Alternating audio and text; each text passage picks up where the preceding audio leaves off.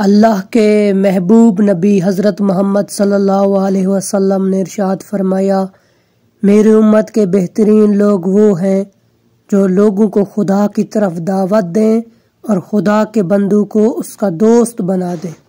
آپ نے فرمایا، جھوٹی قسم مال و متعال کو برباد کرتی ہے اور آمدنی کو ضیاع کر دیتی ہے۔ آپ نے فرمایا، بزرگوں کو بڑا سمجھو کہ بزرگوں کو بڑا سمجھنا خدا کو بڑا سمجھنا ہے۔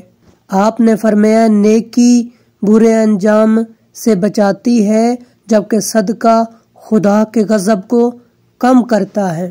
آپ نے فرمایا، 4 موقعوں پر انسان کے لیے آسمان کے دروازے کھلتے ہیں: بارش ہوتے وقت، جب بیٹا محبت سے باپ کے چہرے کی طرف دیکھتا ہے، جب خانہ کعبہ کا دروازہ کھلتا ہے، اور نکاح کے وقت۔ آپ نے فرمایا، جو شخص اپنے مسلمان بھائی کی غیبت نہ سن کر اس کی آبرو کو بچاتا ہے، خداوند عالم کے لیے ضروری ہے کہ اسے جہنم سے آزاد کرے۔ آپ نے فرمایا، شب معراج میں نے ایک قوم کے پاس سے گزرا جو اپنے ناخن سے اپنے رخساروں کو نوچ رہی تھی۔ میں نے جبریل سے معلوم کیا یہ کون ہے؟ انہوں نے عرض کی، یہ لوگ غیبت کیا کرتے تھے۔ آپ نے فرمایا، بہترین ہدیہ حکمت سے پر کلام کا ایک کلمہ ہے۔